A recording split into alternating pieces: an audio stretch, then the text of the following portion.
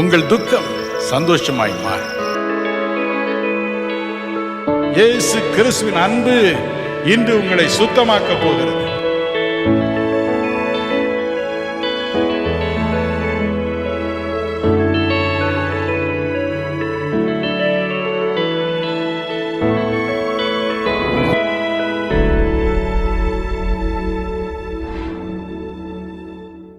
இன்று நண்பன் போல நம்மை நேசிக்கும் சிநேகிக்கும் தேவன் என்ற தலைப்பின் கீழ் நாம் இன்று வேத வசனத்தை ஆராய போகிறோம். என் அன்பிற்குரியவர்களே, ஆண்டவனுடைய அன்பு அளவில்லாதது. ஒரு நாள் இந்த உலகில் அவர் இருந்த பொழுது அவருடைய தாய் அவருடைய சகோதரரோடு அவரை தேடி வந்தார்கள். மத்தேயு 12ஆம் அதிகாரம் 49-50 அப்படி அவர் வந்த பொழுது அருள்நாதர் என்ன சொன்னார்? எனக்கு தாய் யார்? எனக்கு சகோதரன் யார்? எனக்கு சகோதரி யார்? இந்த என் ஊழியக்காரர்கள் தான், என்னை பின்பற்றி வந்திருக்கிற இந்த சீடர்கள் தான் என்று சொன்னார்.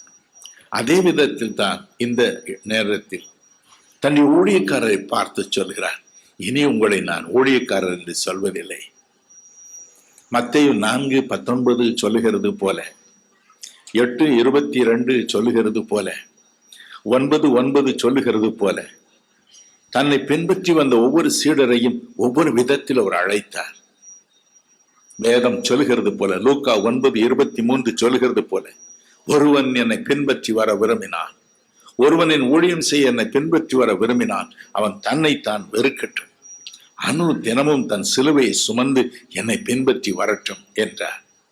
அப்படி வந்த தன் சீடர்களை பார்த்து தான் அவர் சொன்னார், இனி நான் உங்களை ஊழியக்காரர் என்று சொல்வதில்லை, உங்களை என் சிநேகிதர் என்று சொன்னேன். ஐயோ, எத்தனை மகிழ்ச்சி! அருமை இரட்சகர் இயேசு யார் என்பதை நாம் நன்றாக விளங்கி கொண்டால்தான் அவர் பேசும் ஒவ்வொரு வார்த்தையின் விளக்கத்தையும் நன்றாக அறிந்து கொள்ள முடியும். வேதம் சொல்லுகிறது 1 தீமோத்தேயு 3:16, மத்தேயு 1:23, ரோமர் 9:5 என்ற இந்த 3 பகுதியிலும் நீங்கள் ஒன்றை காணலாம். ஆண்டவராகிய இயேசு கிறிஸ்து யார்? மாம்சத்தில் வெளிப்பட்ட தேவன், காணக்கூடாத இறைவன், அதரிசனமான, கண்களுக்கு புலப்படாத ஒப்பற்ற இறைவன், ஆவியின் ரூபமாய் இருப்பவன், வெளிப்படுத்தின விசேஷம் 4:3 படி பார்வைக்கு மிகுந்த அழகுள்ளவர், பதும ராகத்திற்கும் வச்சிர கல்லுக்கும் ஒப்பானவர். உன்னத பாட்டு 5:16 சொல்லுகிறது போல, தேவன் முற்றிலும் அழகுள்ளவர், விவரிக்க முடியாத ஒரு அழகு. அந்த அழகுடைய அந்த தேவன் தான் சொல்லுகிறார், நானே உன் தாய், நானே உன் சகோதரன், நானே உன் நண்பன். இந்த உலகத்தில் தான் அப்படி சொன்னாரா? விண்ணுலகிலும் அவர் அப்படித்தான் சொல்லிக் கொண்டு இருக்கிறாரா? வேதம் சொல்லுகிறது, உபாகம் 34:12 என்ற வேத பகுதி, தேவனை முகமாய் அறிந்த ஒரே ஒரு மனிதன் மோசே என்பவன். வேதம் சொல்லுகிறது, உபாகமம் 9 இன்னும் 9:18 என்ற 2 வசனங்கள், இவற்றில் 40 நாட்கள் 2 முறை தேவனுடைய சமூகத்தில் புசிக்காமலும் குடிக்காமலும் காத்திருந்தான். அவருடைய முகத்தின் பிரகாசத்தை தன்மேல் ஏற்றுக்கொண்டார். யாத்திராகம் 34:35 சொல்லுகிறது, அப்படி அவன் காத்திருந்த பொழுது அவனுடைய முகம் பிரகாசித்தது, தேவனுடைய முகத்தில் இருந்த பிரகாசம் அவன் முகத்தில் வந்து இறங்கியது என்று. எனவே அவன் தேவனை முகமுகமாய் அறிந்திருந்தான். எண்ணாகமும் 12:8 சொல்லுகிறது, அவன் தேவனை பிரத்யட்சமாய் காண்கிறான், முகமுகமாய் தரிசிக்கிறான் என்று. எண்ணாகம் 7:89 சொல்லுகிறது, தேவனுடைய குரலை அப்படியே அவன் கேட்பானான். அவன் போய் கேட்கும் ஒவ்வொரு காரியத்திற்கும் தேவன் அப்படி பதில் கொடுப்பாரா? என் அன்பிற்குரியவர்களே, அவன் நன்றாய் அறிந்திருந்தான். அவன் என்ன சொன்னான்? உபாகம் 33:3 பாருங்கள், மெய்யாகவே தேவன் தம்முடைய ஜனங்களை சிநேகிக்கிறார். அதே காரியத்தை தான் அவனும் சொன்னான், மெய்யாகவே தேவன் தம்முடைய ஜனங்களை, தம்மை நேசிக்கிறவர்களை நேசிக்கிறார், சிநேகிக்கிறார். ஐயோ, என்ன சந்தோஷம்! நாம் நினைக்கிறோம், தேவன் என்னை பற்றி நினைப்பாரா, என்னை ஒரு பொருளாக எண்ணுவாரா என்றெல்லாம் நாம் பல சமயங்களிலும் அதைரியப்பட்டு போகிறோம். ஆனால் அவரை முகமுகமாய் அறிந்தவன், உள்ளம் புறம்புமாய் அறிந்த ஆழ்ந்த அவருடைய தன்மையை நன்றாக அறிந்த மோசே சொல்கிறார், மெய்யாகவே அவர் தம்முடைய ஜனங்களை சிநேகிக்கிறார். பல ஆண்டுகளுக்கு முன்பு இந்தியாவில் ஒரு எலெக்ஷன், அதாவது தேர்தல் நடைபெற்றது. அப்பொழுது ஒரு குறிப்பிட்ட அரசியல் கட்சியின் தலைவர் பல அவருடைய நண்பர்களுடைய வற்புறுத்தலின் பேரில் என்னை காண வந்தார். ஐயா, என்னை ஆசீர்வதியுங்கள், நான் இந்த அரசியல் நிற்கப் போகிறேன் என்று சொன்னார். தேவனுடைய ஆவியானவர் என் மீது இறங்கி வந்தார். அவருடைய ஆவியானவர் இல்லாமல் நாம் ஒன்றுமில்லை. அவர் வரும்பொழுது அவருடைய கிருபை வருகிறது, இரக்கம் வருது, தயவு வருது. மற்ற நேரத்தில் நாமும் மற்றவர்களை போலத்தான். எல்லா ஊழியக்காரரும் அப்படித்தான். இதை நாம் மறந்துவிடவே கூட. அப்பொழுது நான் சொன்னேன், ஐயா, நீங்கள் இப்பொழுது இந்த மாநிலத்தின் முதல் அமைச்சராக தெரிந்து கொள்ளப்படுவீர்கள் என்று. ஒரே ஆச்சரியம். அப்படியே கதறி கதறி அழுதார். அப்படியே அவர் ஜெயித்தார். அந்த மாநிலத்தின் முதலமைச்சராக மாறினார். நாட்கள் கடந்தன. இந்திய நாட்டிற்கே பிரதமராக மாறினார். ஆகவே என் மீது அளவற்ற பாசம், அன்பு அவருக்கு. என்றாலும் நான் அவரிடம் ஒரு காரியத்திற்கும் போவதில்லை. பல மாதங்கள் உருண்டோடி விட்டேன். ஒரு நாள் வேறொரு காரியமாக நானும் என் மகனும் டெல்லிமா நகருக்கு போனோம். என் மகன் சொன்னான், அப்பா, அவருக்கு டெலிபோனிலாவது ஒரு குட் மார்னிங் சொல்லிவிடுங்கள் என்றார். அப்படியே சொன்னேன். அவர் சொன்னார், ஐயா, எங்கிருந்து பேசுகிறீர்கள்? நான் டெல்லியிலிருந்து தான் பேசுகிறேன் என்றேன். அவர் சொன்னார், எதற்கு வந்தீர்கள்? நான் இன்னாரை பார்க்க வேண்டும் என்று சொன்னேன். அவர் சொன்னார், அவரை பார்க்கும் முன்பதாக இந்த பிரதம மந்திரியை நீங்கள் பார்க்க வேண்டும்.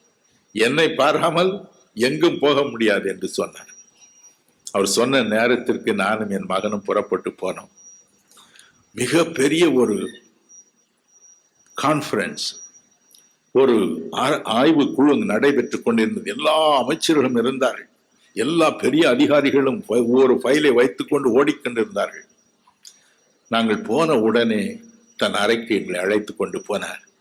டேய், சாப்பாடு கொண்டு வாடா என்றார். நாங்கள் சொன்னோம், ஐயா, நீங்க எவ்வளோ பிஸியா இருக்கிறீங்க, எவ்வளோ வேலையா இருக்கிறீங்க, நாங்க சும்மா 2 நிமிஷம் பார்த்துட்டு நாங்க போய் விடுறோம் என்று சொன்னோம். அதெல்லாம் அப்புறம் பார்க்கலாம் என்றார். அருமையான சாப்பாடு கொடுத்தார். அருகில் உட்கார்ந்து எங்களை சாப்பிட வைத்தார். நான் திரும்பவும் சொன்னேன், ஐயா, எவ்வளோ பேர் காத்திருக்கிறார்களே, நீங்கள் போகக்கூடாதா? நாங்கள் போய் விடுகிறோம், நான் ஒரு சின்ன ஜபம் சொல்லிவிட்டு போய் விடுகிறேன் என்று சொன்னேன். அவர் சொன்னார், அது நடக்குங்க, தினமும் தான் ஒரு மீட்டிங் நடக்குது, நீங்க என்ன தினமுமா வர போறீங்க, நீங்க சொல்லுங்க, விஷயத்தை சொல்லுங்க என்று பேசிக்கொண்டே இருந்தார். சிநேகம். என் அன்பு சகோதர சகோதரிகளே, தேவனும் அப்படித்தான். அண்ட சராசரங்களை படைத்தவர். எபிரேயர் 1:3 படி எல்லாவற்றையும் தம்முடைய வல்லமுள்ள வசனத்தினால் தாங்குகிறவர். எல்லாவற்றையும் தாங்கிக் கொண்டிருக்கிற அவர் உங்களையும் என்னையும் பார்த்ததும் முகம் மலர்ந்து விடுவாரா? எல்லாவற்றையும் மறந்து விடுவார்.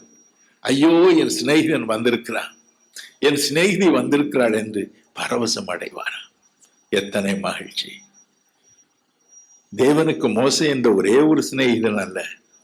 உண்மைதான். யாத்ரா 33:11 ஒரு சிநேகிதன் தன் சிநேகிதனோடு முகமுகமாய் பேசுவது போல தேவன் மோசையோடு முகமுகமாய் பேசினார்.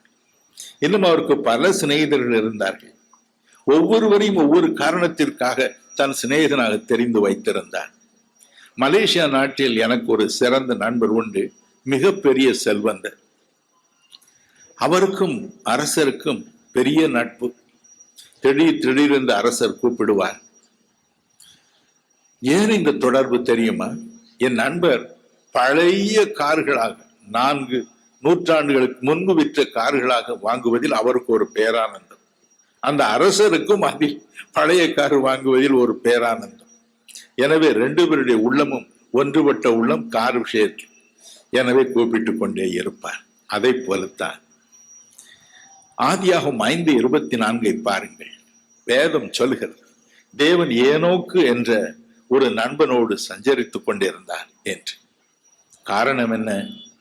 யூதா 14:15 என்ற வேத பகுதி கூறுகிறது, அவன் ஒரு தீர்க்கதரிசி. எண்ணாகமம் 12:6 என்ற வேத வசனம் சொல்லுகிறது. ஒரு மனிதன் ஒரு தீர்க்கதரிசியாக இருந்தார்.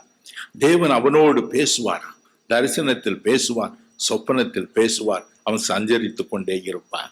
ஏனோக்கு தேவனோடு சஞ்சரித்துக் கொண்டிருந்தான். அதே போல ஆதியாகமம் 6:9 பாருங்கள். நோவா என்ற மனிதன் தேவனோடு சஞ்சரித்துக் கொண்டிருந்தான். காரணம் என்ன? அவன் அப்பொழுது இருந்த தன்னுடைய சந்ததியில் நீதிமானாய் இருந்தான், உத்தமனாய் இருந்தான்.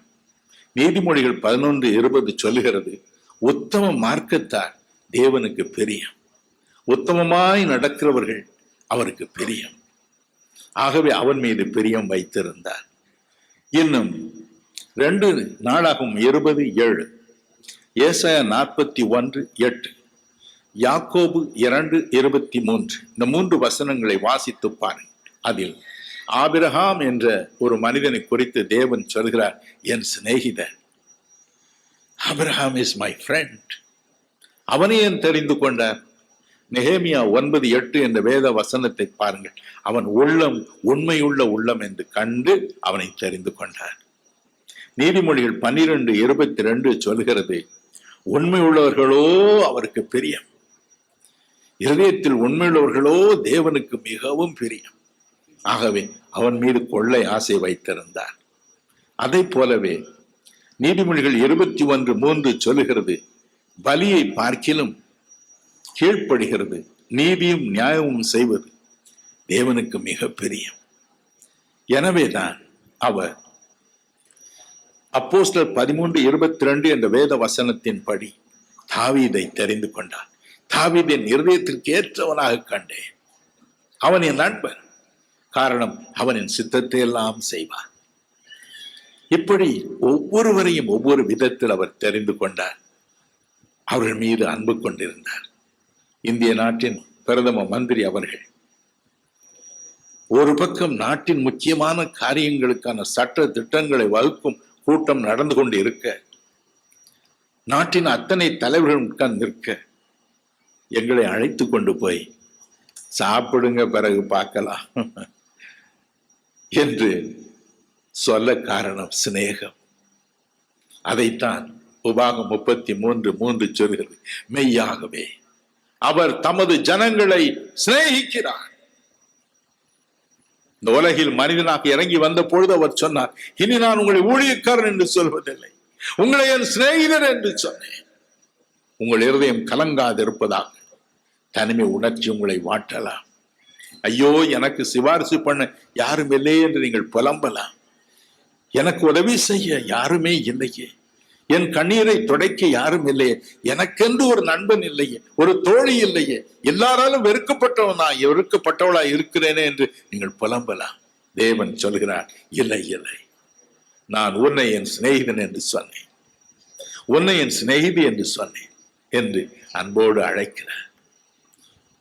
நீங்களும் சொல்லுங்கள், ஆண்டவரே, எனக்கு உலக சிநேகம் வேண்டாம்,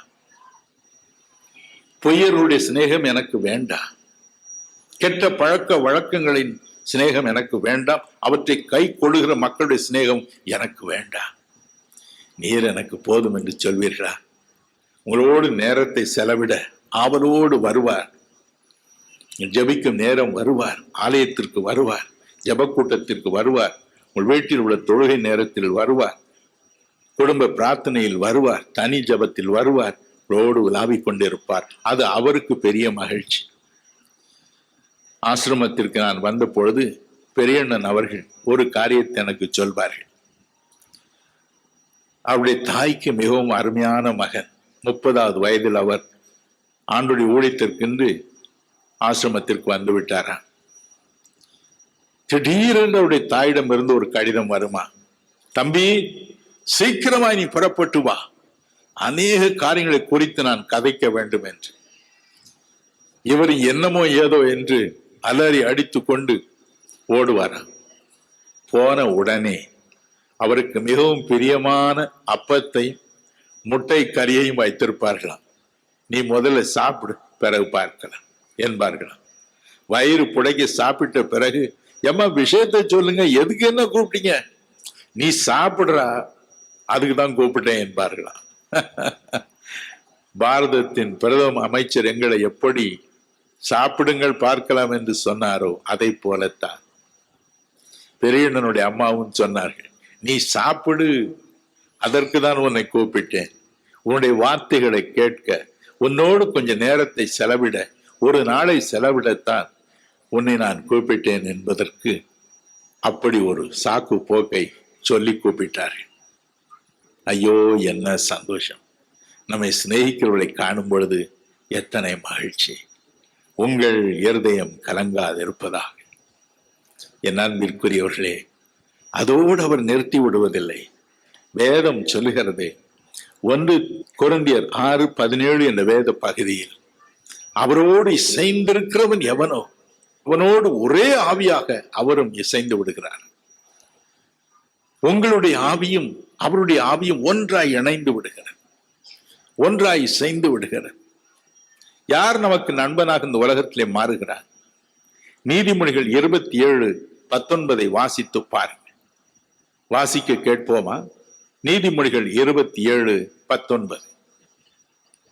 தண்ணீரில் முகத்திற்கு முகம் ஒத்திருக்குமா போல் மனுஷரில் இருதயத்திற்கு இருதயம் ஒத்திருக்கும். ஒரு நண்பனின் இருதயம் மற்ற நண்பனின் இருதயத்தோடு ஒத்திருக்கிறது. ஆகவே அவர்கள் இருவரும் ஒன்றாய் சந்திக்கும் பொழுது அது பேரின்பம். அதே அதிகாரத்தில் 9வது வசனத்தை வாசிக்க கேட்போம். நீதிமொழி 27:9. பரிமள தைலமும் சுகந்த தூபமும் இருதயத்தை களிப்பாக்குவது போல ஒருவனுடைய சிநேகிதன் உட்கருத்தான ஆலோசனையினால் பாராட்டும் இன்பமானது களிப்பாக்கும். பிரதம அமைச்சர் சாப்பிடுங்கள் சாப்பிடுங்கள் என்று சொல்லும் பொழுது, பெரியண்ணனை தாய் சாப்பிடு சாப்பிடு என்று சொல்லும் பொழுது என்ன இன்பம், என்ன மகிழ்ச்சி! ஒரு உதாரணம் பாருங்கள். வேதத்தில் 1 சாமுவேல் 18ஆம் அதிகாரம் 1ஆம் வசனத்தை வாசிக்க கேட்போமா? 1 சாமுவேல் 18:1. அவன் சவுலோடு பேசி முடித்த பின்பு யோனத்தானுடைய ஆத்துமா தாவீதின் ஆத்துமாவோடு ஒன்றாய் இசைந்திருந்தது. யோனத்தான் அவனை தன் உயிரை போல சிநேகித்தான். யோனத்தான் அரசிளம் குமரன், தேசத்த ராஜாவுடைய இளவரசு. தாவீது ஒரு மேய்ப்பன். ஆனால் தாவீதின் கையினால் கோலியாத் என்ற மகா பெரிய அரக்கன் மடிந்தான். அதை பார்த்து கொண்டே இருந்த யோனத்தான் உள்ளத்தில் அவனை குறித்து ஒரு சிநேகம் உண்டாயிற்று. அவனுடைய ஆத்துமாவை செய்திருந்தது. அவனை உயிரை போல சிநேகித்தான். அதை போலத்தான் தேவாதி தேவன் நம்மை உயிரை போல சிநேகிக்கிறார். தன் உயிரை நம்முடைய உயிராகவே தியானிக்கிறார், பாவிக்கிறார். ஒன்றாக இரண்டும் இணைந்து விடுகிறது. அவருடைய சிநேகம் ஆச்சரியமான. யோனத்தான் போரில் மடிந்த பொழுது 2 சாமுவேல் 1:26 தாவீது புலம்பி அழுதான், யோனத்தானே, என் சகோதரனாகி யோனத்தானே, உனக்காய் நான் வெகு வியாகுலப்படுகிறேன், உனக்காய் நான் வியாகுலப்படுகிறேன். உன்னுடைய சிநேகம் ஆச்சரியமாயிருந்தது, உன்னுடைய சிநேகம் ஆச்சரியமாயிருந்தது. ஆமோஸ் 3:3 பாருங்கள். உங்களில் இருவர் ஒருமனப்பட்டிருந்தால் ஒழிய ஒருமிக்க நடந்து போவார்களோ என்று எழுதியிருக்கிறது போல தேவன் நம்மோடு ஒருமனப்படுகிறார், நம்மோடு ஒருமனப்படுகிறார். வாழ்வெல்லாம் நம்மோடு கூட நடந்து வருகிறார். 1973வது ஆண்டு நான் ஆண்டவருடைய ஊழியத்தை செய்வதற்காக ஆசிரமம் வந்தேன். இலங்கை முழுவதிலும் பல ஊர்களில் சுமார் 1 மாதம் பலவிதமான கூட்டங்களை பெரிய அண்ணன் ஒழுங்கு செய்து வைத்திருந்தார்கள். கூட இருந்த சாம் ஆல்ஃபிரட் அண்ணன், என்னும் சூரிய அண்ணன், என்னும் செல்லத்துறை அண்ணன், மிஸ்டர் வடிவேலு அண்ணன், மிஸ்டர் நைல்ஸ் அண்ணன் என்று பலர் இந்த நாட்களில் எங்களோடு கூட இருந்து உதவி செய்தார். ஊழியமெல்லாம் முடித்து திரும்பி ஊர் போவதற்கு முன்பதாக யாழ்ப்பாணம் வந்தேன். ரயிலடிக்கு அண்ணன் வரவில்லை. என்னவென்று கேட்டேன். கொஞ்சம் உடம்பு சரியில்லை என்றார். நேரடியாக மருத்துவமனைக்கு போனேன். அப்பொழுதுதான் நான் அறிந்து கொண்டேன் அண்ணன் தன்னுடைய வாழ்வின் கடைசி படியில் இருக்கிறார்கள் என்று. மயங்கிய நிலைமையில் அப்படியே படுத்து கிடந்தார்கள். அவள் உலகமே தெரியவில்லை. நாங்கள் கூப்பிட்டு பார்த்தோம், பேசவே இல்லை. மயங்கிய நிலை, ஆழ்ந்த மயக்கம். அங்கிருந்து டாக்டர்கள் சொன்னார்கள், அண்ணன் அப்படியே போய்விடுவார்கள், அவள் திரும்ப கண் திறக்கவே மாட்டார்கள் என்று. அந்த நேரம் பார்த்து பாருங்கள், அண்ணனுக்கு பெரிய பழக்கம் பிஷப் குலேந்திரன் என்பவரோடு. இருவரும் இணை பிரியாத நண்பர்கள். அவர் அங்கு வந்தார். அண்ணனுடைய உடலை தட்டினார். செல்வரத்னம் என்றார். உடனே அந்த மயக்க நிலைமையில் இருந்த அண்ணன், நீங்க போறீங்களோ நீங்க போறீங்களோ அப்படி என்றார். கண்ணை திறக்கவில்லை, மயங்கிய நிலைதான். ஆனால் தன்னையும் அறியாமல், நீங்க போறீங்களோ, போய்விடப் போகிறீர்களோ. அதற்கு பிறகும் பேசவில்லை. அப்படியே கண்ணை மூடிவிட்டார். தன் நண்பனின் குரல் கேட்டவுடன் ஒரு பரவசம், ஒரு விவரிக்க முடியாத இன்பம். என் அன்பு சகோதர சகோதரிகளே, நீங்கள் நினைக்கலாம், என் பிரார்த்தனையை தேவன் கேட்பாரா? என் ஜெபத்தை அவர் கேட்பாரா? அதற்கென்றே காத்திருக்கிறார். அதற்கென்றே காத்திருக்கிறார். நீங்கள் காட்டும் அன்பு, பாசம், சிநேகிதம் அவருடைய உள்ளத்தை அசைக்கிறது. நிச்சயமாக உங்களுக்கு பதில் கொடுப்பார். உங்கள் இருதயம் கலங்காது இருப்பதாக. ஐயோ, நமக்கு எத்தனை அருமையான நண்பர் உண்டு. நம்மோடு பேச, நாம் பேசுவதை ஆவலோடு கேட்க காத்திருக்கும் ஒரு நண்பர் உண்டு. இன்று இரவு உண்டு. அதற்குத்தான் வந்திருக்கிறோம். அதற்காகத்தான் அவரை தேடி வந்திருக்கிறோம். அவரும் காத்திருப்பார். என் நண்பன் வருவான், என் உயிர் சிநேகிதி வருவாள், நாங்கள் இருவரும் பேசுவோம், அவள் என்னை போற்றுவாள், அவன் என்னை போற்றுவான், அவள் விரும்பி கேட்பதை நானும் கொடுப்பேன், பரவசம் அடைவேன் என்பார். எத்தனை பேர் அதை நம்புகிறீர்கள்? ஹல்லேலூயா. கைகளை உயர்த்தி அவருக்கு நன்றி செலுத்துவோமா? ஹல்லேலூயா. தேங்க்யூ. நன்றாய் கரம் தட்டி ஆண்டவரை ஸ்தோத்திரங்கள். பார்க்கலாம், இன்று அற்புதங்களின் இரவு. ஹல்லேலூயா. தேவன் நம்முடைய நண்பனாக மாறப்போகும் இரவு. யார் யாருக்கு நண்பனாக மாறவில்லையோ இந்த அவர் மாறப்போகிறார். மட்டுமல்ல, வேதம் சொல்லுகிறது, ஏசாயா 63:9, நம்முடைய நெருக்கங்களில் எல்லாம் நெருக்கப்படுகிற ஒரு நண்பனாக அவர் மாறுவாரா? வாசிக்க கேட்போமா? ஏசாயா 63:9. அவர்களுடைய எல்லா நெருக்கத்திலும் அவர் நெருக்கப்பட்டார். அவருடைய சமூகத்தின் தூதனானவர் அவர்களை ரட்சித்தார். அவர் தமது அன்பு நிமித்தமும் தமது பரிதாபத்தின் நிமித்தமும் அவர்களை மீட்டு பூர்வ நாட்களில் எல்லாம் அவர்களை தூக்கி சுமந்து வந்தார். தமது நண்பர்களின், தமது தோழிகளின் வாழ்க்கையில் உள்ள நெருக்கங்களில் அவரும் நெருக்கப்பட்டார். மோட்சத்தில் இருப்பதினால் அவர் மகிழ்ச்சியாக இருக்கவில்லை.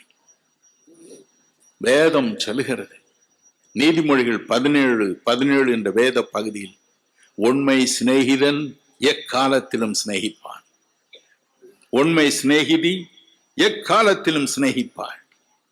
ரோமர் 12:15 சொல்கிறது, சந்தோஷப்படுகிறவர்களுடனே கூட சந்தோஷப்படுங்கள், அழுகிறவர்களுடனே கூட நீங்களும் அழுங்கள். அதுதான் அன்பு, அதுதான் சிநேகம். அவருடைய நெருக்கத்திலே அவரும் நெருக்கப்பட்டார். தம்முடைய அன்பின் நிமித்தம், பரிதாபத்தின் நிமித்தம் அவர்களை தூக்கி சுமந்தார். அதுதான் அவருடைய நண்பனாக, சிநேகிதியாக இருப்பதில் மேன்மை. என் அன்பிற்குரியவர்களே, இயேசுவின் சீடர்களில் மிக விசேஷமானவன் யோவான் என்பவன். யோவான் 13:23 சொல்கிறது, அவன் இயேசுவுக்கு மிகவும் அன்பாயிருந்த சீடன், எப்பொழுதும் அவருடைய மார்பில் சாய்ந்து கொண்டிருப்பான். வேதம் சொல்லுகிறது, யோவான் 20:2, யோவான் 21:20 என்ற வேத பகுதிகளில் இயேசுவுக்கு அன்பாயிருந்த சீஷன் யோவான் என்று.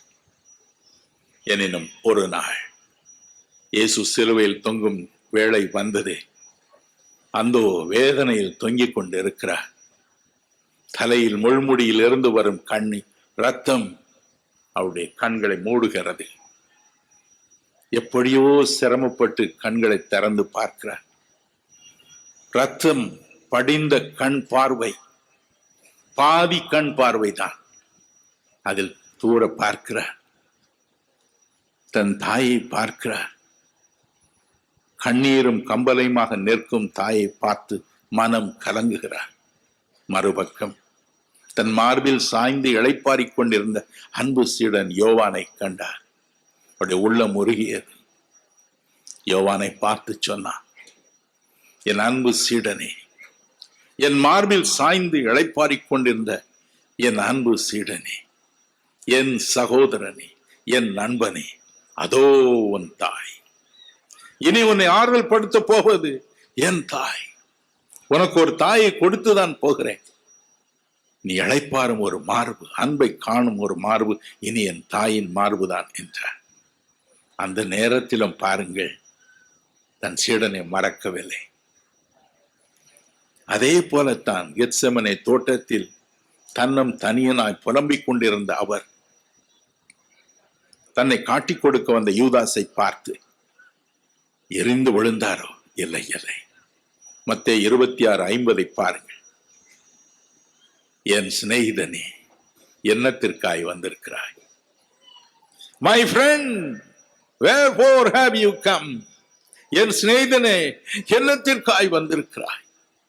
அந்த நேரத்திலும் அந்த சிநேகம் தான். சிநேகிதனே காலத்திலும் சிநேகிப்பான். ஆண்டவராகிய இயேசு கிறிஸ்து என்றும் உங்களை சிநேகிப்பார். அவர் மாம்சத்தில் வெளிப்பட்ட தேவன். அவருடைய சிநேகம் எல்லா நேரத்திலும் நிலைத்து நிற்கும். நீதிமொழிகள் 18:24 சொல்கிறது, சிநேகிதர் உள்ளவன் சிநேகிதம் பாராட்ட வேண்டும், சொந்த சகோதரனிலும் அதிக உரிமையோடு நேசிக்கிறவனும் உண்டு, சிநேகிக்கிறவனும் உண்டு என்று. அப்படித்தான் சிநேகித்தார். பல வருடங்களுக்கு முன்பு அமெரிக்க ஐக்கிய நாட்டில் இருந்து ஒரு அன்பு சகோதரி தொலைபேசியின் மூலம் என்னோடு தொடர்பு கொண்டு கதறி அழுதார்கள். ஐயா, என் கணவனுடைய உயிர் போய்கொண்டு இருக்கிறது. அவருடைய வயிற்றிலே 1000 துளைகள் இருக்கின்றன. எந்த நேரத்தில் உயிர் போகுமோ தெரியவில்லை. இரத்தமாய் வாந்தி எடுக்கிறார். எல்லாரும் கைவிட்டார்கள். யாரோ உங்கள் பெயரை சொன்னார்கள், ஜெபம் பண்ணுவீர்களா என்றார். அப்படியே உபவாசம் செய்து கண்ணீரோடு ஜெபம் செய்தேன். அடுத்த விசை வைத்தியர்கள் அவரை சோதித்து பார்த்த பொழுது இந்த வைத்தியர் அவரை பார்த்து சொன்னார், ஏப்ரஹாம் மேத்யூ, உன்னுடைய வயிற்றில் இருந்த 100 துளைகளும் எங்கே போயிற்று? Where have they gone? 100% அவரை குணமாக்கினார். ஆகவே அவருக்கு எங்கள் மீது பெரிய பாசம், அந்த அன்பு சகோதரிக்கு பெரிய பாசம். நாட்கள் கடந்தன. சென்னையில் நான் அதிக நோய்வாய்ப்பட்டேன். உயிருக்கு போராடின ஒரு நிலை வந்தது. எப்படியோ கேள்விப்பட்டார். தொலைபேசியின் மூலம் தொடர்பு கொண்டார். அவர் சொன்னார், பிரதர், பிளேனில் ஏறி வந்து விடுங்கள், வேறு எதற்கும் கவலைப்படாதிருங்கள். என் வீடு இருக்கிறது, இங்கு 6 மாதம் தங்கலாம். என் சகோதரி வீடு இருக்கிறது, அங்கு 6 மாதம் தங்கலாம். என்னுடைய மனைவியின் சகோதரி வீடு இருக்கிறது, அங்கு 6 மாதம் தங்கலாம். இப்படி எத்தனையோ வீடுகள் உங்களுக்கு காத்திருக்கின்றன. பிரதர், உடனே வாருங்கள், பிளேனில் ஏறி உடனே வாருங்கள். நீ ஒன்றும் செய்ய வேண்டாம், நாங்கள் பார்த்துக் கொள்கிறோம். சிலர் இன்பமாய் பேசுவார்கள், அழைப்பார்கள். ஆனால் நடைமுறையில் வேறு விதமாய் நடந்து கொள்வார். அப்படியே வலுக்கட்டாயமாக நாங்கள் தள்ளப்பட்டு போனோம். அப்படியே 6 மாதம் வைத்திருந்தார். ஒரு நாளாவது முகத்தை அவர் சுளிக்கவில்லை. ஒரு நாளாவது அந்த சகோதரி நாங்கள் சமைக்க வேண்டுமே, நான் வேலைக்கும் போக வேண்டும் என்று முறுமுறுத்ததே கிடையாது. சுகமாகி நான் திரும்பி வரும்பொழுது என்ன மகிழ்ச்சி, என்ன பேரின்பம் அவர்களுக்கு. கவலைப்படாத என் அன்பு சகோதர சகோதரிகளே, யாரை கொண்டு உதவி செய்வாரோ அவர் நமக்கு தெரியாது. ஆனால் உங்களை கைவிட மாட்டார். அவன் என் நண்பன், அது என் சிநேகிதி, நான் எப்படி கைவிடுவேன்? அவளுக்கு வரும் நோய் என்னுடைய நோய், அவளுக்கு வரும் வருத்தம் என்னுடைய வருத்தம், அவனுடைய மனவேதனை என்னுடைய மனவேதனை. ஐயோ, நான் எப்படி கைவிடுவேன்? அவருடைய நெருக்கம் என்னுடைய நெருக்கம், அவருடைய சஞ்சலம் என் சஞ்சலம், அவருடைய கண்ணீர் என் கண்ணீர். நாம் அழும் பொழுது அவரும் அழுவார், மனம் கசந்து அழுவார். யோவான் 11:35 சொல்கிறது, மார்த்தாளும் மரியாளும் தங்கள் அன்பு சகோதரனை இழந்த பொழுது வேதம் சொல்கிறது, யோவான் 11:3, 4, 5 அவள் சொல்லி அனுப்பினார்கள், நீர் சிநேகிக்கிறவன் நோயாளியா இருக்கிறார். அவர் வந்தார்.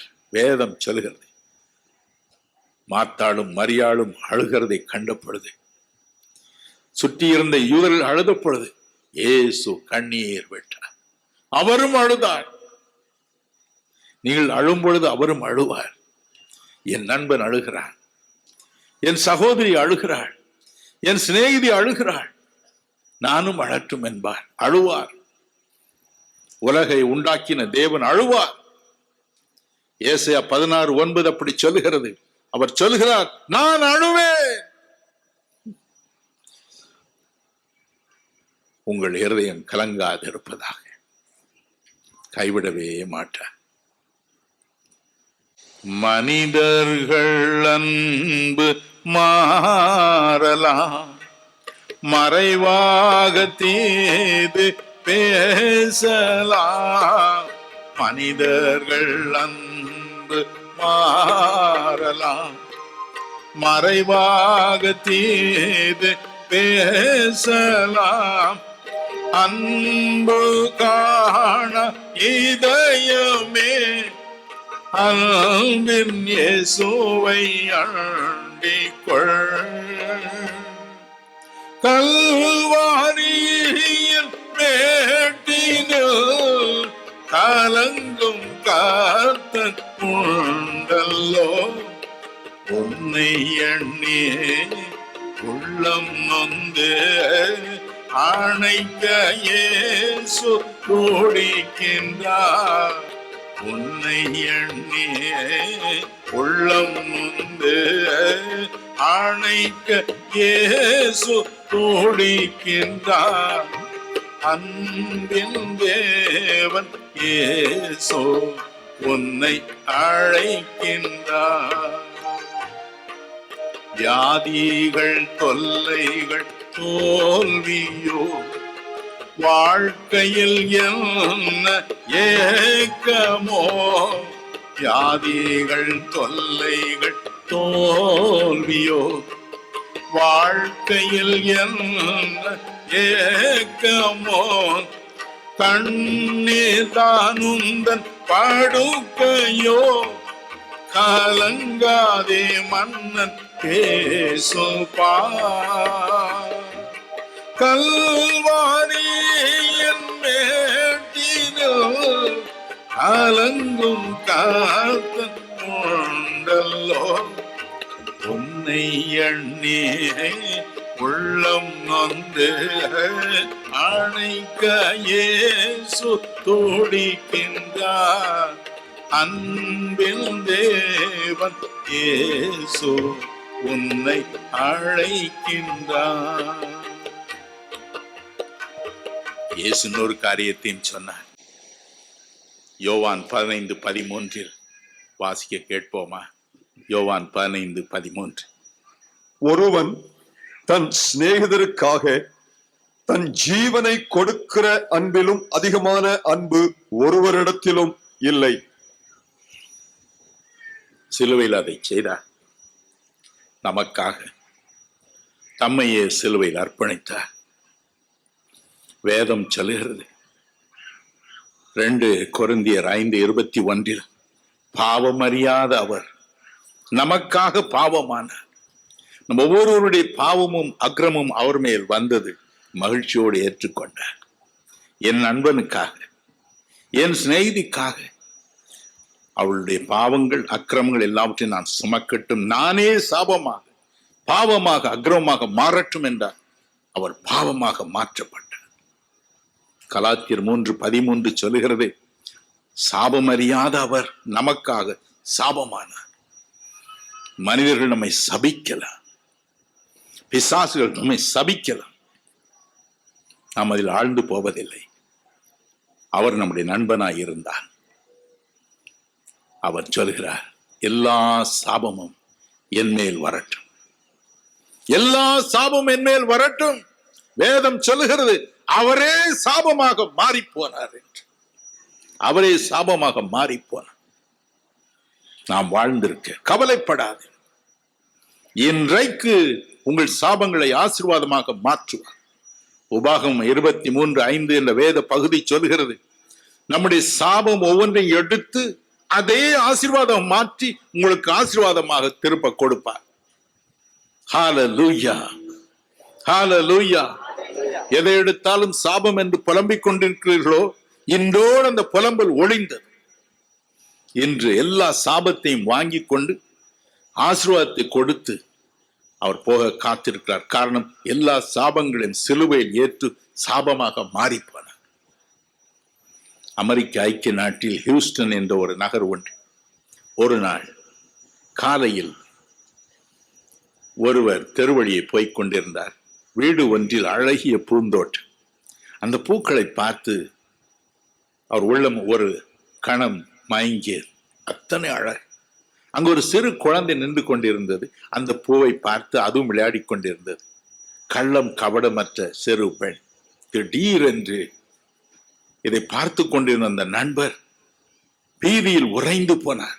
காரணம், கொடிய பாம்பு, ராட்டு ஸ்னேக் என்று சொல்வார். நல்ல பாம்பை போல எத்தனையோ மடங்கு விஷம் உள்ள பாம்பு மெதுவாக நகர்ந்து குழந்தையின் பின்னால் வந்து நின்றது. தலையை தூக்க வேண்டியதுதான், அந்த குழந்தையை கொத்தி கொலை செய்ய வேண்டியதுதான். தூரத்தில் அந்த பெண்ணை பார்த்து அவருக்கு என்ன செய்வதென்று தெரியவில்லை. தபித்து போனார். கூச்சல் போட்டால் பாம்பு கொத்து. குழந்தைக்கு சொல்லி பிரயோஜனம் இல்லை, அது காதில் ஏறாது. என்ன செய்வதென்று தெரியவில்லை. தானே ஒரு முடிவெடுத்தார். சீறி பாய்ந்து கொத்த நிற்கும் அந்த பாம்பிற்கும் குழந்தைக்கு நடுவிலே பாய்ந்தார். பாம்பிற்கு ஒரே கோபம் வந்தது. மாறி மாறி மாறி திருப்பி திருப்பி திருப்பி அவரை கொத்தி விஷத்தை எல்லாம் உடலில் கக்கியது. அப்பொழுதுதான் குழந்தையின் தகப்பனார் வீட்டு வாசலை திறந்து கொண்டு எட்டி பார்த்தார். பயத்தில் அப்படியே உறைந்து போனார். அவருக்கு ஒன்றும் ஓடவில்லை. பாம்பு ஓடி மறைந்தது. அவரை தூக்கி கொண்டு ஆஸ்பத்திரிக்கு ஓடினார்கள். குழந்தையின் உயிர் தப்பியது. பல மாதங்கள் ஆஸ்பத்திரியில் இருந்து குணம் பெற்றார். அந்த குழந்தையின் தாயும் சரி, தகப்பனும் சரி, பாம்பு கொத்தி உடலெல்லாம் காயமா இருந்த அந்த உடலை பார்த்து என்ன சொல்லி இருப்பார்கள்? ஐயோ, இந்த உடலில் வந்த காயம் எல்லாம் எங்கள் குழந்தைக்காக. எவ்வளவா இவர் என் குழந்தை நேசித்தார், எப்படி சிநேகித்தார் என்றுதான். என் அன்பிற்குரியவர்களே, ஏசு 53:5 சொல்லுகிறது அவருடைய தழும்புகளால் குணமாகிறோம்.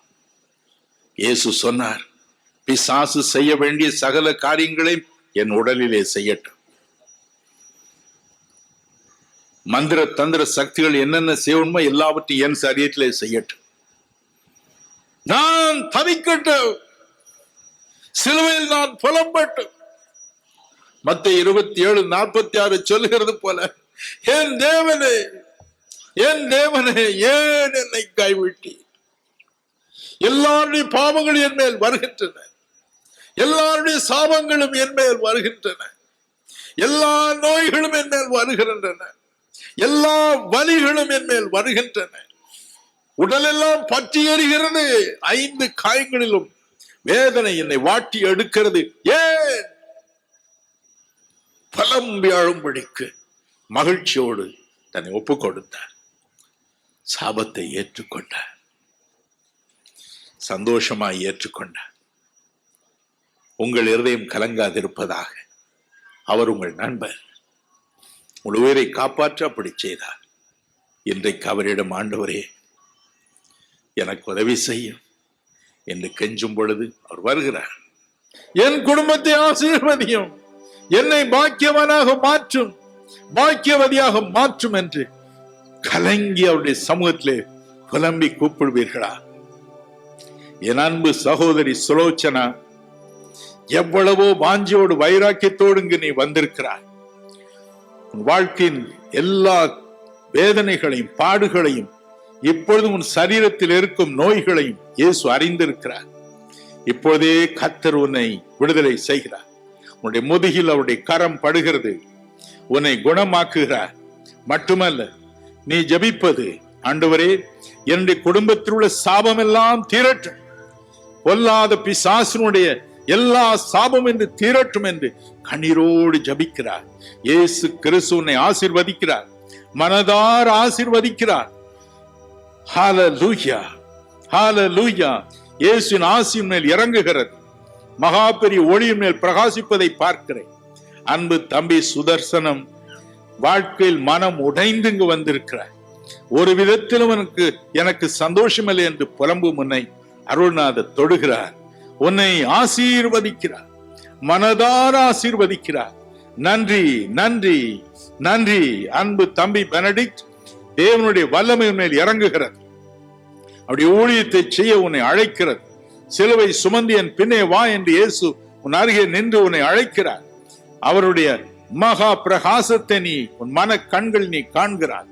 எல்லா இடத்திலும், எல்லா இடத்திலும் இயேசு கிறிஸ்துவின் பிரசன்னம் நிரம்பி வழிகிறது. ஹல்லேலூயா. 3 பேரை மாத்திரம் அல்ல, ஒவ்வொரு அருகிலும் அவர் தோன்றி அருகே நின்று கொண்டு இருக்கிறார். உங்கள் வாயை திறவுங்கள், இருதயத்தை திறவுங்கள், நாவை அசைத்து, ஆண்டவரே என்னை ஆசீர்வதியும், என்னை ஆசீர்வதியும், என்னை ஆசீர்வதித்தால் ஒழிய இடத்தை விட்டு நான் போகவே மாட்டேன், போகவே மாட்டேன், போகவே மாட்டேன் என்று சொல்லுங்க. ஹல்லேலூயா. Thank you Jesus, mighty Jesus, mighty Jesus, mighty Jesus. ஐயா, என் வாழ்க்கை பரிசுத்தமாக வேண்டும், என் வாழ்க்கை தூய்மையடைய வேண்டும் என்று பலர் புலம்புவதாக எனக்கு அருள்நாதர் கூறுகின்றார். ஐயா, என் வாழ்க்கை தூய்மையடைய வேண்டும், நான் பரிசுத்தமாக வேண்டும், இன்று முதல் என் வாழ்க்கையில் ஒரு தூய்மை வேண்டும் என்று புலம்பி அழுகிற அநேகரை நான் பார்க்கிறேன், அநேகரை பார்க்கிறேன். இயேசு கிறிஸ்துவின் கரம் உங்களை தொடுகிறது, உங்களை தொடுகிறது. எல்லா கெட்ட பழக்க வழக்கங்களும் உங்களை விட்டு இப்பொழுது அகன்று போகிறது. அன்பு சகோதரி கோமதி, கோமதி, உன் ஜெபத்தை இயேசு கேட்டார். உன் குடும்பத்தை எல்லா கெட்ட பழக்க வழக்கிலும் இருந்து இன்று விடுதலை செய்கிறார். கோமதி, இயேசு உன் ஜெபத்தை கேட்கிறார், உன்னை மனதார ஆசீர்வதிக்கிறார், உன்னை மனதார ஆசீர்வதிக்கிறார். நன்றி அப்பா, நன்றி, நன்றி, நன்றி, நன்றி, நன்றி. இயேசு சுவாமி மனதார ஆசீர்வதிக்கிறார். Thank you Jesus. Hallelujah. Saroja, நேற்று இயேசுவின் பெயரை சொல்லி அழைத்திருக்கிறார். முதல் தடவை இரவில் இன்பமாக உன் வாழ்க்கையை கழித்தார். நன்றியுடைய இருதயத்தோடு வந்திருக்கிறார். இன்று அவருக்கு நீ சாட்சி கூட அவரை துதித்து அவருக்கு மகிமை செலுத்து. நன்றி அப்பா, நன்றி, நன்றி. இங்கு அநேக ஊழியர்கள் வந்திருக்கிறீர்கள், அநேகர் வந்திருக்கிறீர்கள். உண்மையில் ஆண்டவர் என்னை ஊழியத்திற்கு அழைத்தது உண்மைதானா? நான் ஏன் இப்படி கஷ்டப்படுகிறேன், ஐயோ எனக்கு ஏன் இந்த கஷ்டம் என்று புலம்பி அழுகிற அநேக ஊழியர்கள், ஊழியக்காரிகள் இங்கு இருக்கிறீர்கள். கர்த்தர் உங்களை ஆசீர்வதிக்கிறார். அப்படிப்பட்ட ஊழியர்களை இயேசு இப்பொழுது தொட்டு ஆசீர்வதிக்கிறார். ஹல்லேலூயா. கடினமான இடத்தில் நடந்து நடந்து கஷ்டப்பட்டு ஊழியம் செய்ததினால் காலில் பலருக்கு நோய் வந்திருக்கிறது. குறிப்பாக ஆணி நோயினால் கஷ்டப்படுகிற ஒரு ஊழியர் உண்டு. இயேசு தாமே அந்த இடத்தில் தம்முடைய கரத்தை வைக்கிறார். அவர்களை குணமாக்குகிறார். ஹல்லேலூயா. இப்பொழுதே அவர்கள் நீங்கி போகின்றது. எல்சி, இயேசு ரட்சகரின் கரம் உண்மையில் வருவதை பார்க்கிறேன். எல்சி, இயேசு ரட்சகர் உன்னை தொடுகிறார், உன்னை விடுதலை செய்கிறார். இப்பொழுது உச்சன் தலையிலிருந்து உள்ளங்கால் வரை இயேசு கிறிஸ்துவின் வல்லமை இப்பொழுது உன் சரீரத்தில் இறங்கி கொண்டு இருக்கிறது, உன்னை விடுதலை செய்து கொண்டு இருக்கிறது. உன்னுடைய கரங்களை உயர்த்தி அவருக்கு நன்றி செலுத்து. கரங்களை உயர்த்தி நன்றி செலுத்து. சிஸ்டர் நீலா, நீலா, உனக்கு நீண்ட பெயர் நீலா என்று உன்னை அழைக்கிறார். உன் சரீரத்தின் நோய்களை இயேசு குணமாக்குகிறார். மட்டுமல்ல, உன்னுடைய பிரதிஷ்டை, நான் இனி ஆண்டவருக்கு ஏற்ற பெண்ணாக வாழப்போகிறேன் என்ற உன்னுடைய பிரதிஷ்டையை கண்டு அவர் உள்ளம் பரவசம் அடைகிறது. மனதார உன்னை ஆசீர்வதிக்கிறார். அன்பு சகோதரி நீலா, இயேசு உன்னை ஆசீர்வதிக்கிறார், உன்னை ஆசீர்வதிக்கிறார். அதை கண்டு என் உள்ளம் பரவசம் அடைகிறது. உச்சன் தலைந்து உள்ளங்கால் வரை தலைகளாக உன் காரியங்களை மாற்றுகிறார். நன்றி அப்பா, நன்றி அப்பா, நன்றி. என் அன்பு மகள் லில்லி, லில்லி, உன்னுடைய எதிர்காலத்திற்காய், குடும்ப வாழ்க்கைக்காய், குடும்ப வாழ்க்கையில் உள்ள ஆசீர்வாதங்களுக்காய் புலம்பியாளும் லில்லி, இயேசுவை ஆசீர்வதிக்கிறார். உச்சன் தலைந்து உள்ளங்கால் வரை அவருடைய ஆசீர்வாதம் உன்னை நிரப்புகிறது, அளவில்லாமல் நிரப்புகிறது, நிரப்புகிறது, நிரப்புகிறது, நிரப்பிக்கொண்டே இருக்கிறது. அவருக்கு நன்றி செலுத்து. 2 கரங்களை உயர்த்தி ஆண்டவருக்கு நன்றி செலுத்தி உன்னுடைய ஆசீர்வாதங்களை பெற்றுக்கொள். எத்தனையோ வருடங்களாக காத்திருந்த ஆசீர்வாதங்களை இப்பொழுது நீ பெற்றுக்கொள். தேவனுடைய கரம் உன்னை தொடுகிறது. என் அன்பு சகோதரன் ஹாரிஸ், உலக வாழ்க்கை வாழ்ந்த பொழுதிலும் ஆண்டவருக்கும் திருச்சபைக்கும் உங்களால் இயன்றதை செய்து வருகிறீர்கள். என்றாலும் குடும்பத்தில் உள்ள பண கஷ்டம், பலவிதமான நெருக்கங்களை வாட்டி வதைக்கிறது. இன்று இரவு இயேசு அதை நீக்குகிறார், இயேசு அதை நீக்குகிறார். ஹல்லேலூயா. உங்கள் கரங்களை உயர்த்தி ஆண்டவருக்கு நன்றி செலுத்துங்கள். இயேசு உங்கள் அருகே கடந்து போகிறார். Thank you Lord. அன்பு சகோதரி நீலாம்பரி, நீலாம்பரி, இயேசுவின் கரமனை தொடுகிறது, உன்னை ஆசீர்வதிக்கிறது, மனதார ஆசீர்வதிக்கிறது. அன்பு தம்பி சோமசுந்தரம், உன் குரலை கேட்டு ஆண்டவர் உன்னை ஆசீர்வதிக்கிறார். பிரகாசமான எதிர்காலத்தை இன்று இரவு உனக்கு கொடுக்கிறார், மனதார கொடுக்கிறார், மனதார கொடுக்கிறார். அநேகர் கண்ணீரோடு ஜெபிக்கிறீர்கள், ஆண்டவரே என் பண கஷ்டம் என்று தீரும். பண கஷ்டம் தீராவிட்டால் நான் தற்கொலை செய்து கொண்டு மடிய வேண்டியதுதான் என்று புலம்புகிற பலர் இங்கு இருக்கிறீர்கள். பலர் அப்படி புலம்புகிறீர்கள். அப்படிப்பட்டவர்கள் கைகளை உயர்த்துவீர்களா? உங்களுக்காக இப்பொழுது நான் மன்றாட போகிறேன். ஐயோ, என் பண கஷ்டம் தீர வேண்டும், கடன் தொல்லை தீர வேண்டும், வியாபாரத்தில் முன்னேற்றம் வேண்டும், வேலையில் உயர வேண்டும். இல்லை, ஆனால் நான் செத்து மடிய வேண்டியதுதான், ரகசியமாய் விஷம் அருந்தி சாக வேண்டியதுதான் என்று புலம்புகிற பலரை நான் பார்க்கிறேன். அருமை ரட்சகர் சொல்லுகிறார், அப்படிப்பட்ட மக்களுக்காக நீ புலம்பு என்று இப்போது நான் ஜெபிக்க போகிறேன். யார் யார் அப்படி வாழ்க்கையின் இறுதி கட்டத்தில் இருக்கிறீர்களோ உங்கள் கரங்களை உயர்த்துங்கள். இயேசுநாதர் உங்கள் கரங்களை பார்க்கட்டும்.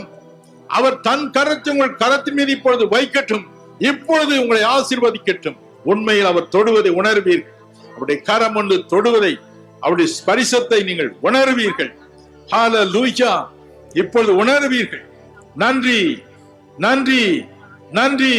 யார் யாருக்கு இப்பொழுது இயேசு பண கஷ்டத்திலிருந்து, வறுமையிலிருந்து, துன்பத்தில் விடுதலை வேண்டும் என்று விரும்புகிறீர்களோ, அவர் விடுவிக்க வேண்டும் என்று விரும்புகிறீர்களோ, கரங்களை உயர்த்துங்கள், கரங்களை உயர்த்தினார். கரத்தை அவரே பார்க்கட்டும், அவரே பார்க்கட்டும். நான் என் கண்ணை திறந்து இப்படி அப்படியும் பார்க்கவில்லை. ஹல்லேலூயா. என் கண்களை மூடி நான் இறை தியானத்தில் தான் இருக்கிறேன். என் அருகே இயேசு நிற்கிறார். உங்கள் அருகேயும் உங்கள் நண்பர் இயேசு நிற்கிறார். ஹல்லேலூயா, ஹல்லேலூயா. இயேசு சுவாமி, எந்தெந்த கரம் உயர்த்தப்பட்டு இருக்கிறதோ அந்தந்த கரத்தின் மீது உடைய ஆசீர்வாதமான கரம் இப்பொழுது படட்டும். ஒவ்வொரு கரத்தையும் ஆசீர்வதிக்கட்டும். அவருடைய வாழ்க்கையை ஆசீர்வதிக்கட்டும். எல்லா நஷ்டமும் லாபமாய் மாறட்டும். எல்லா சாபமும் ஆசீர்வாதமாய் மாறட்டும். எல்லா குறைவுபாடுகளும் நிறைவாக மாறட்டும். ஆசீர்வதியும், ஆசீர்வதியும், ஆசீர்வதியும். இது எல்லாவற்றின் தலைகளாக மாற்ற போவதற்காய் ஸ்தோத்திரம். என் அன்பு மகள் சரஸ்வதி, உன் வாழ்க்கையை மாய்த்து கொள்ளாதே. உனக்கு ஒரு எதிர்காலம் இருக்கிறது. தைரியமாயிரு.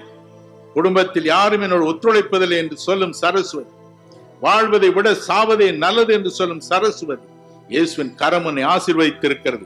முற்றிலுமாய் மாறுபட்ட சமாதானம் நிறைந்த ஒரு வாழ்க்கை நீ வாழப் போகிறாய். ஹல்லேலூயா. உன் கரத்தை உயர்த்தி ஆண்டவருக்கு நன்றி செலுத்து. உன் கரத்தை உயர்த்தி ஆண்டவருக்கு நன்றி செலுத்து. Thank you Jesus, mighty Jesus, glorious Jesus.